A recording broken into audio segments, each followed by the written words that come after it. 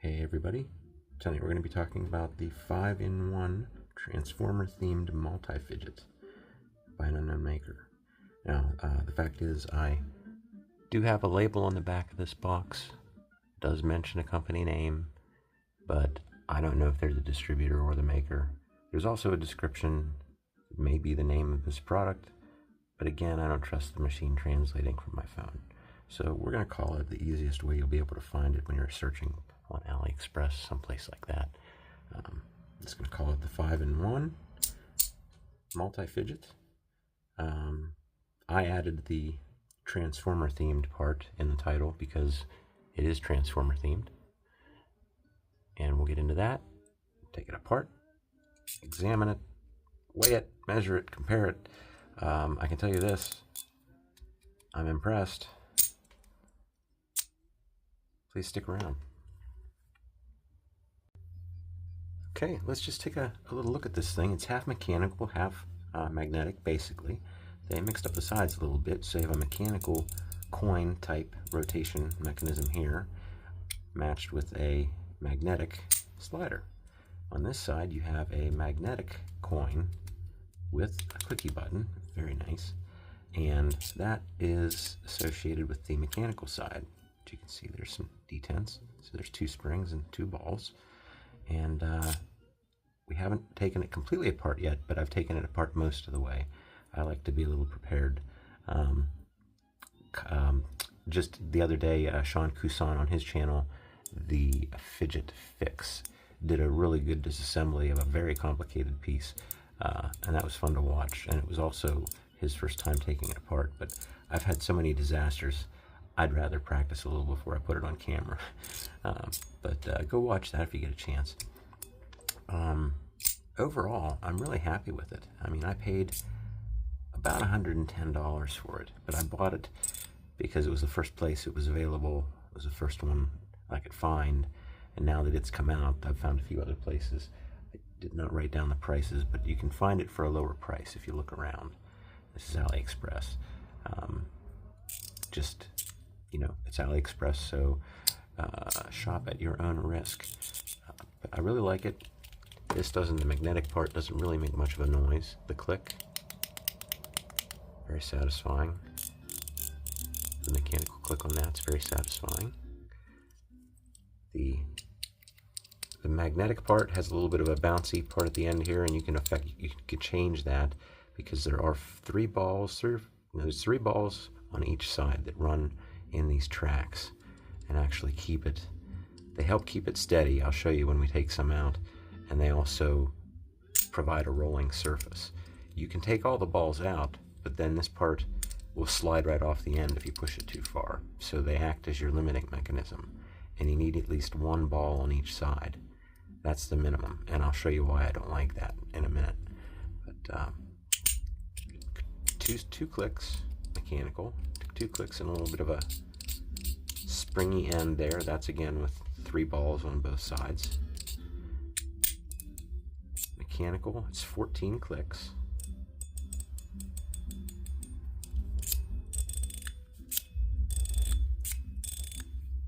This is, I believe, 6 clicks all the way around, magnetic. And this, well, I didn't count that. It's not too important, but it's not super dense. You'll get a better idea when we take it apart and you can see the actual detents. So one side says, "Till all are one," and I didn't know this. I honestly didn't notice this till it got here. But as soon as I saw that, I'm like, "Wow, it looks familiar." And I looked it up on the internet just to make sure, and it is. That's the Autobot or the Transformer signal logo. And on the back, it's almost hidden within this pattern here, but there's a Decepticon logo. So, yeah, let's, "Till all are one" is a statement that's on the side here. And I looked it up. There happens to be a wiki for all things Transformer. I actually had some when I was a kid. Really liked them. But this "Till all are one" is a phrase knit throughout Transformers mythology and legend, often used as a rallying cry by the Autobots. So There you go. Transformer. I'm sure whoever made this does not have permission from the Transformer people to use this stuff, but there you go. That's China. Anyhow, let's move on. Okay, let's go ahead and do some comparisons, and we'll weigh it and measure it, and I'll try not to bump the camera around like that anymore. The closest thing I had actually was something very similar, and this was just called, as far as I know, this was called the Cybertruck, because it looks like a Cybertruck. And the owner, well, it actually does say on the back here, Adjudication EDC Fingertop Toys. I hadn't noticed that until just now. Just got the light on it just right. But I've seen this now. I don't know who the actual maker is. It's been around for a little while now, and I've seen it. This could be a copy, who knows. But I think you can get this in aluminum now. Different colored aluminum. This is stainless steel. But it's interesting because it's mechanical one side and magnetic on the other side. Which makes, like this one, putting a lanyard on it would be a little difficult, especially anything like paracord. You'd need to use one of those really thin cords to adapt it to something bigger. That's the same on this one. You have to access that tiny little, what's the best way to see it?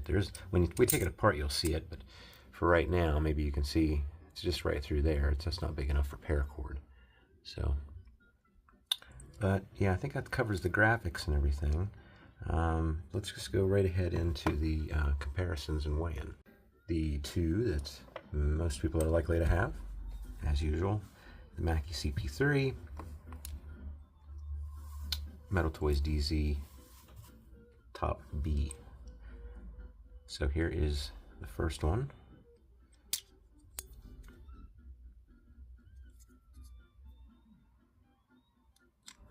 And I suppose I could extend this and extend this its furthest extent.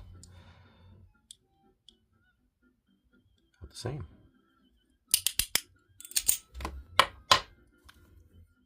This is fairly chunky. Feels good. Big in the hands, it feels kind of big. But it feels good. I like it. Often I've heard multi-fidgets are interesting, but the fact that they're multi-fidgets means that no one particular fidget on it is very good. Some people seem to think that if you put more than one fidget on something, that somehow it takes away from the others. But in this case, everything works really well, I think. Here is the Sky Tower by Tego, I believe. Tego EDC. It was the only other thing that was about the right size and shape that I had to compare this with. I didn't want to waste the whole evening comparing it to things.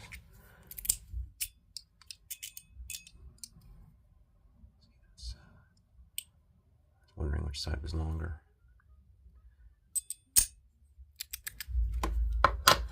So there we go. Let's get to the weights and measurements.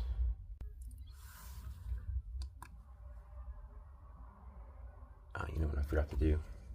I forgot this has magnets in it, so this is a spacer to keep the magnets away from the scale. I'm going to re-zero it with the box on. So now the magnets will not affect the scale. 150 grams of stainless steel. And I think you saw in the opening there that you can get it in two different colors. This or blackened, black painted. I'm not sure. Stainless steel as well. There are no other materials available for it right now.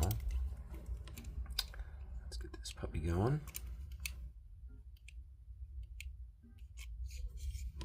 Okay. Overall length, just about 61 millimeters. Width, about 27. Thickness out here at the buttons, I think it's about a little bit thicker, so there you go, 17.45. Body, 15.52. And, let's do the extensions of both sides separately, since they are a little bit different. This is the mechanical side. I'm getting about 81, 82. And again, you could still remove two balls from each side and leave one ball on each side, and it would extend out a little bit further. But I'll show you why I don't like that in a minute. So here we have, this is at about 76 millimeters. I think that covers all dimensions. Let's move on to disassembly. Okay, well, let's start with the easiest part to take off, and that would be the magnetic side. There is sort of a keyway situation going on here. If you notice that this part here slopes back a little bit, it was my hint that this probably needs to be closed all the way in order to lift off, because when it's out all the way, it's captured. It's not coming off. So the only way it would come off is when it's closed. And all you have to do is sit this thing down flat, get a fingernail or two underneath there, and just gently lift it off like that. And you see you have 3 balls on either side. Now, if we take, we'll demonstrate this quickly. You need to have at least 1 ball on each side, because like I said, the ball is the limiting mechanism. That's what keeps this from sliding all the way off when you push it out that far. So let's just try that one once. Now, you can get 3 full clicks out of it, but it becomes a little bit sloppy. I'll pull this side down steady. It becomes a little bit sloppy, and it just feels a little, I can feel that too much. So I'm a little bit more towards using it the way it came, with 3 balls on either side. So let's get back to taking this apart. I'll put the parts up here.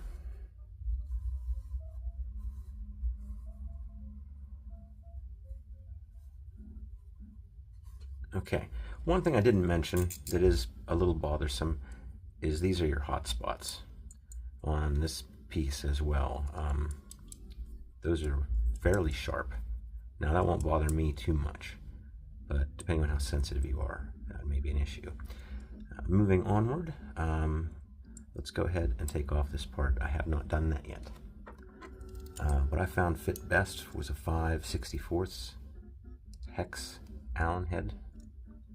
I'm sure that it's actually a metric screw, but I didn't take the time to get that out. Well, you know what? Having not done that before, I didn't check what screw size this was. This is actually the bit that I need to take off a part on the inside. I need something a little bit smaller, so I will be right back. All right, now I brought one that fits. This is a T6. Now this is not a T6. It's an Allen head, and then, like I said, it's probably metric, but a T6 fits. So we'll roll with that. Now I'm suspecting this is just 2 balls, 2 springs. So the springs are going to be pointing that way, or putting their force that direction.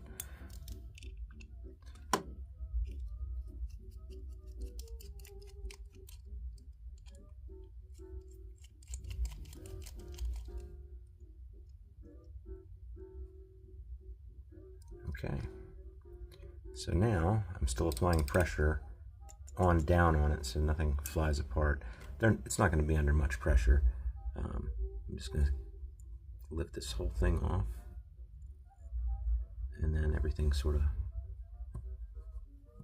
dumped itself out here. Here's 2 springs and 2 balls, and here's the limiting pin. That limiting pin sits inside of this hole and runs along this little track in the middle, and that's what prevents this side from sliding all the way off. So that's interesting.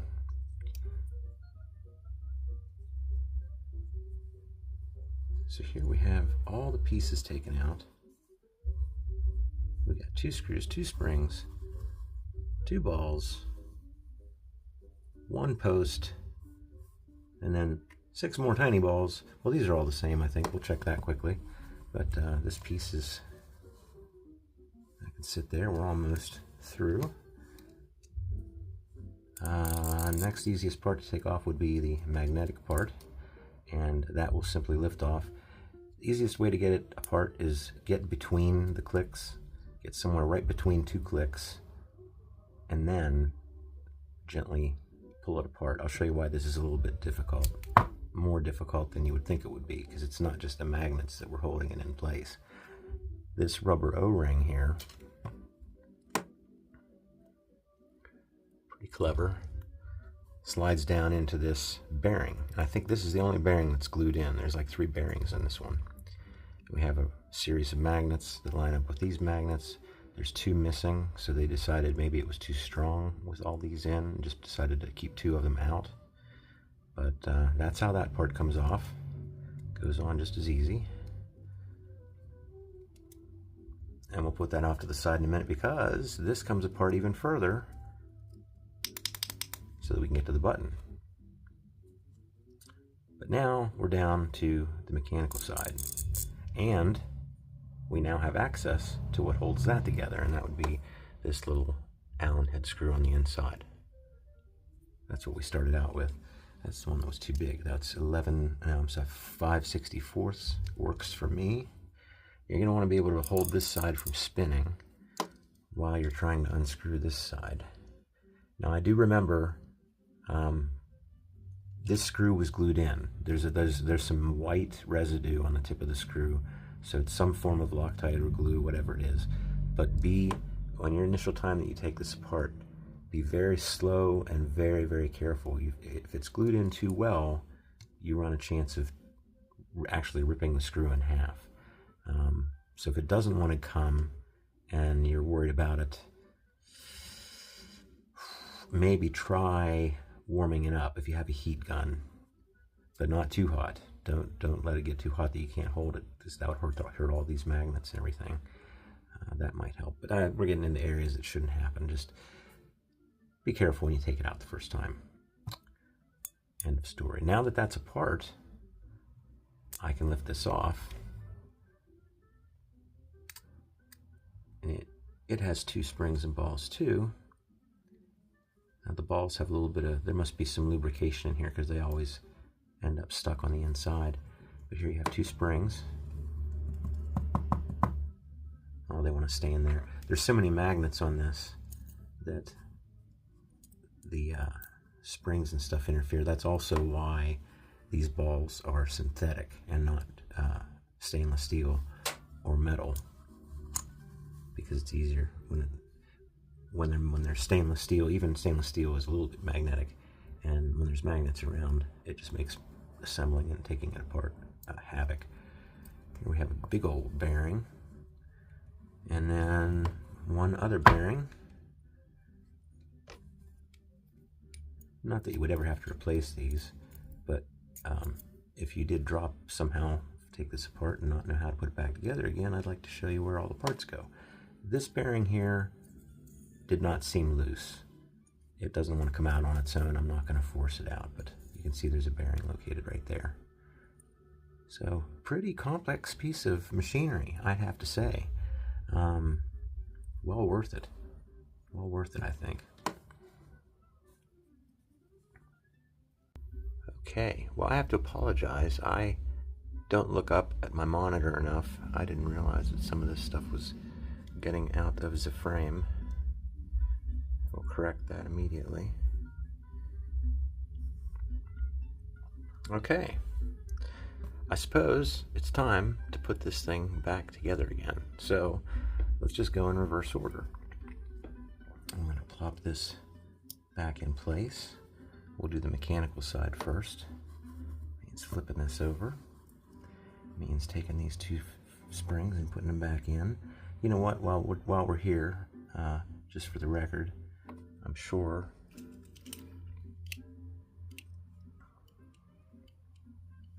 that they are 5mm, approximately 5mm by 3mm diameter, roughly. And then the springiness is pretty mild. I'm guessing probably 0.25, if I can get a wire diameter here. Oh, 0.30. So that's that spring. These are the same size. Let's see what the wire diameter is on these. These were the springs used for the mechanical slider portion.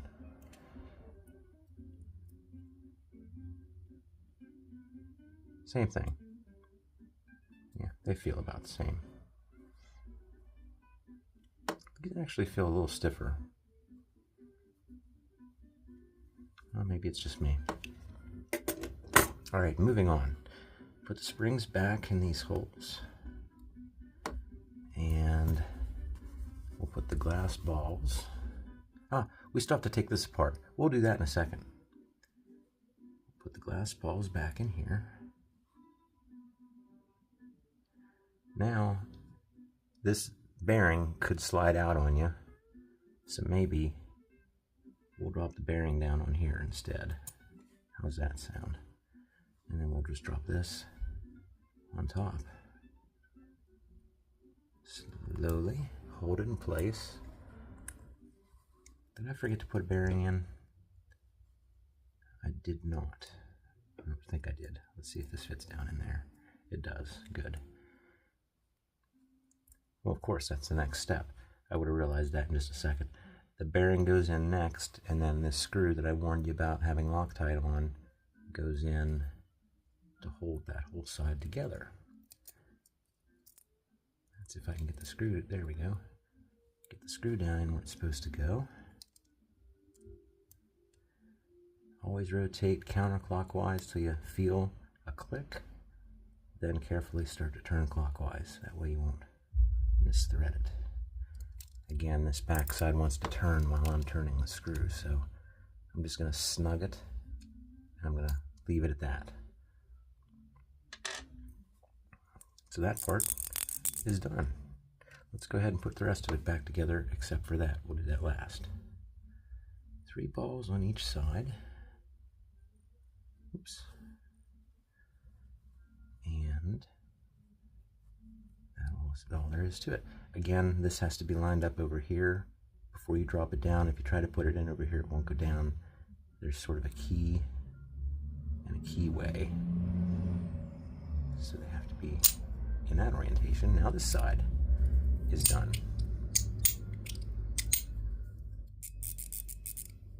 Now, this piece, pretty basic, just like a lot of your other pieces. It's only going to fit one way. There's a curved here and a curve there. So what we will do is put the springs, we'll put the pin back in here in the middle. There are 3 little countersunk holes, and everything can just rest in those, and we'll take the rest of the assembly and set it right on top. So there's the limiting pin. Here's one spring. Maybe my tweezers will help. Of course, they're magnetic too, which doesn't help at all. Is this going to work? Maybe the magnets are too much of an interference. Okay, let's try this a different way. We're going to put, see the magnets, probably especially since I put both pieces back on, the magnets on this side are causing interference on this side. I wanted to place all the parts on here and let them stand and put this back on, whoops, this way. But instead, because the magnets are affecting the springs, I'm going to do it backwards, which means we'll put the glass balls in first. Turn that down so we don't get a copyright hit. And then we'll put the springs on top of the balls. And hopefully when we put it back together, we can manage to do it without any trouble. The pin, I'm just going to drop the pin down in the hole here. Oh, how'd you screw that up? How did you screw that up? Let's get a better grip on that. Okay. All right, here we go. I want to try to line up those countersunk holes with these 3 things. So I can already see the magnets are affecting the springs. In fact, one just jumped up there. Boy, what a pain in the butt. All right, one more try with the slap down here. And go. And by God, I got it that time. Okay, well, there you go, folks. Thanks for sticking around if you did.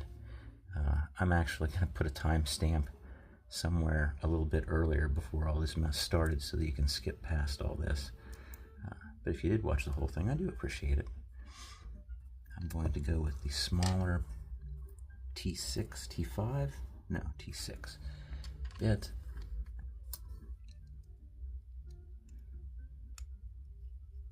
Put these back in. Whoops.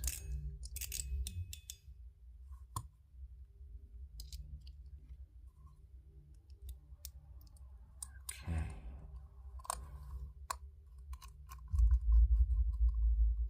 Just snug those down. Now that's done. We can go ahead and put this side back together. Why not?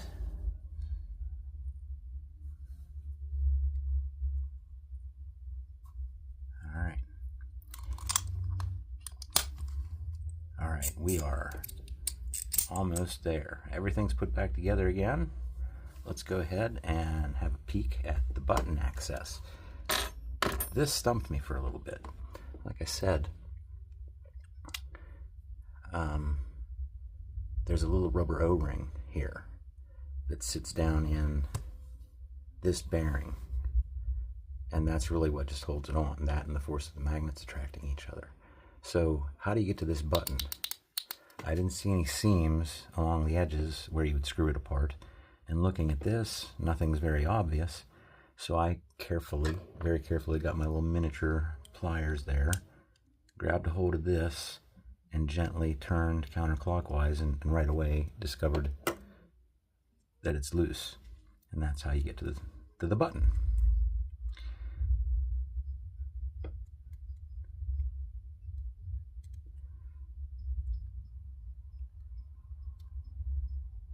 Good Lord. There we go. Okay. Again, the magnets are interfering with everything. So here is the back piece. Here is the clicker dome, is what they're called, clicker domes. And then here, if I push it out from the bottom, is the button. And on the back, it just has a little piece that sticks up, and that has to land in the center of this. And it comes with replacements. That's something that we did not do. I'll have to bring that over and try not to forget to do it. That is what was in the box. So that's how that comes apart. Now to put it all back together again, I think, if I recall correctly, we have to do it this way. Put your button back inside here and make sure, oh my goodness, that's interesting. Now I wonder if this was on purpose or not. This could easily have been a mistake when they assembled it, but there's two clicker domes in there. I'm going to leave it that way because I like the click that it gives me right now. But I was mentioning with the extra parts, it did come with extra clicker domes. Then we'll put this on top of this, and by doing that, we can screw this whole thing back together again without these magnets interfering. Because without this little this little sandwich that we just put together, that little clicker dome is so light and thin and magnetic, it constantly gets pulled out of the way. So you have to put it together this way. At least that's what I have found. Get everything lined up. You can flip it over and carefully try to find that beginning thread. Don't ever be forceful. And then you can tell you're on track now. And I would just make it snug, finger tight. Keep an eye on it. No need to get the pliers out and mark these all up. I think it'll stay in there pretty good. And then it just pops back on there. And there we have it. Magnetic, button, mechanical coin, Magnetic slider, basically 2 clicks. You can make it 3 clicks. You see now there's a lot less play because we have 3 balls on each side. And then the mechanical side, which is 14 clicks. And like I said, these are your hot spots on either side, really. When you're bringing those back, they run right across your fingers, and it could get annoying to some of you. So let me grab the box, and we'll finish this up. Okay, here's the box. It's your generic type of box, but in sort of a semi-transparent plastic. That must be their logo. Hold this up for you if you want to make sure it's in focus. Maybe you can translate it yourself. Like I said, I don't know if it's just a distributor or if that's the actual maker. One of these up here gives it an odd name. And like I said, I'm calling it what I'm calling it in the description of this video so that you can find it better on AliExpress. So, inside of the box, we have the shrink wrap that it came in, the fake QC card. This says LXEDC. I could change the title of this. Don't know if I will do that or not. I've kind of forgot that that was in there. I think I will put that in there. Well, not always easy to plan these things. I do make notes. Anyhow, here's the toolkit you get. 2 Allen wrenches because they're 2 different size screws. That's really nice. And then it looks like they give us replacements for all of the screws because one is larger than the other 2. And there's also a replacement limiting pin and a replacement clicker dome and rubber O-ring. So pretty nice, I think. And that concludes this evening's broadcast. I hope you enjoyed the show. I think this is worth it. Like I said, you can find it for a little less if you look around.